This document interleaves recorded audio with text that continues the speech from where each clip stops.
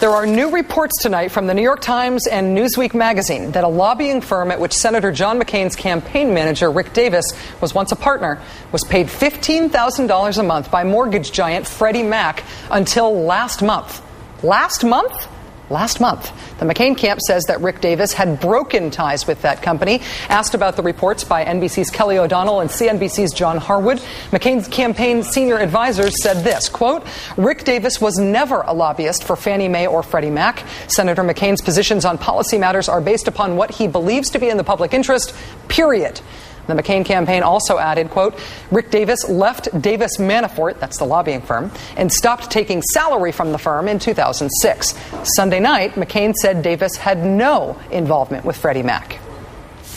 My campaign manager has stopped that, has had nothing to do with it since, and I'll be glad to have his record examined by anybody who wants to look at it. So what, if anything, does all of that money paid by Freddie Mac to the firm from which Rick Davis has taken leave add up to politically? Joining us now is Michael Isikoff, investigative correspondent for Newsweek magazine. He's here and reporting this news at Newsweek.com tonight. Mike, thanks for joining us. Good to be with you. We knew before that Rick Davis was involved in a group that had been set up by Fannie Mae and Freddie Mac to advocate for its interests, chiefly less regulation, that he had been paid $30,000 a month at some point in his past to be involved with that group.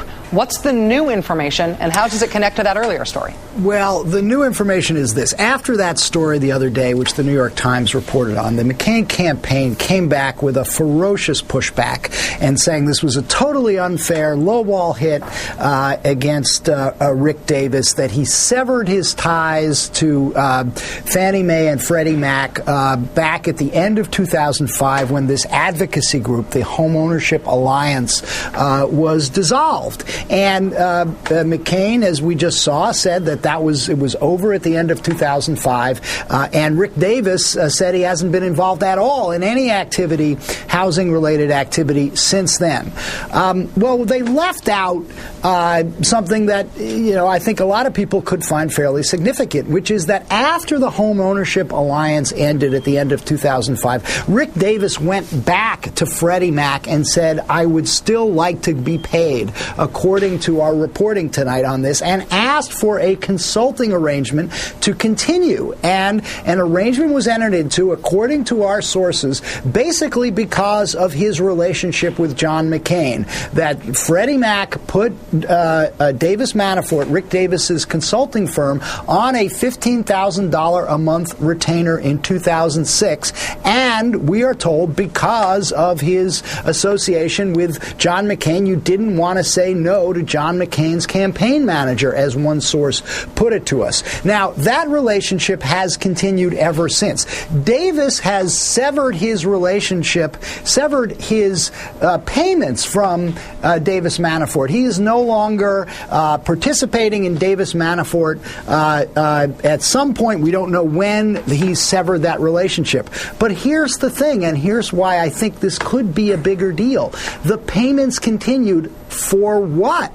We're told that no work has been performed under this consulting arrangement with Davis Manafort. There's nobody else at Davis Manafort who is doing work for this $15,000 a month consulting arrangement. Rick Davis attended a PAC meeting of Freddie Mac in October 2006. He attended a few breakfasts. But other than that, this money has been doled out month by month until last month. And I think people may look at this and say, well, wait a second, this is an arrangement that Rick Davis set up, and it was still being paid by this entity, Freddie Mac. Now the taxpayers are having to bail out. When the John McCain campaign was asked about this tonight, they are saying that Rick Davis has never lobbied for Freddie Mac. They are pushing back very hard on your reporting here. We saw them push back very hard against the New York Times' reporting on the earlier arrangement, the arrangement that ended at the end of 2005, earlier this week, to the point of attacking the New York Times, the very idea that they're even a journalistic institution. What do you make of the pushback, and are you experiencing it personally tonight? I think this is, one of the problems you get into when you sort of forget about the press and say we're going to declare war on the press is you don't go through a filter of trying to examine your own statements before you make them and try to think about how it's going to play in the press.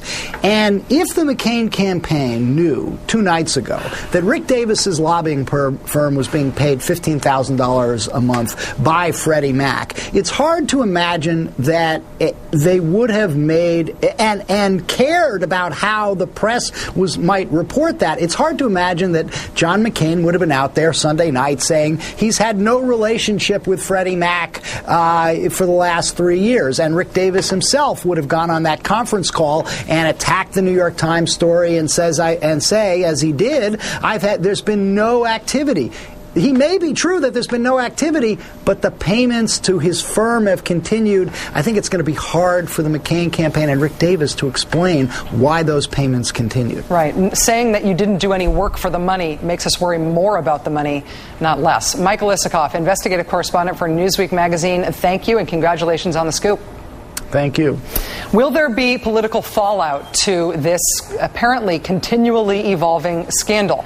Do advisors matter to voters? Is lobbyist, admittedly a very boring word, does it become politically exciting when it's paired with a massive freak show of a Wall Street meltdown? Rosa Brooks, columnist for the Los Angeles Times, joins us now. Rosa, thanks for joining us. It's great to be here, Rachel. Looking at this new reporting that Rick Davis's lobbying firm may have been being paid by Freddie Mac to the tune of $15,000 a month, even after Rick Davis severed his ties, and there's this big pushback from the McCain campaign. Do you see this having political resonance, or is this complicated stuff about people who are removed from the candidate himself? I think it has political resonance. I think that there are 2 issues here, both of which might be a little bit disturbing to voters trying to make up their minds. One of the things that's disturbing is the hypocrisy / dishonesty piece of this. It's a little bit weird, as Michael Isikoff just said, to have the McCain campaign going out and saying, no connection to these people, absolutely not, certainly no lobbying, no nothing. And then it turns out that these payments to Davis's firm were continuing till a month ago. He may not be getting that money going into his personal bank account right now, but this is still his firm.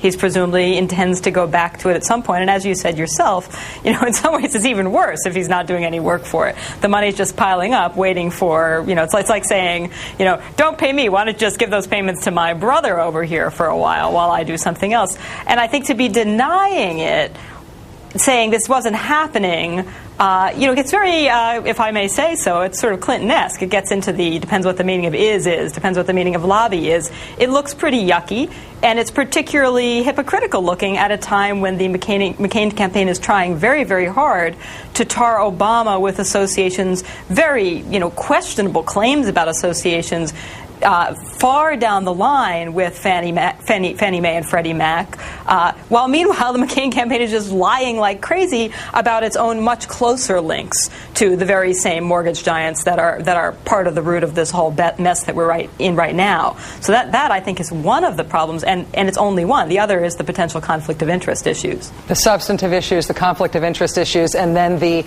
awkward lying about those issues, or at least seeming to be caught out on those issues again and again and again. Yeah. Rosa Brooks, the Los Angeles Times columnist, thank you for joining us. I really appreciate it. It's a pleasure.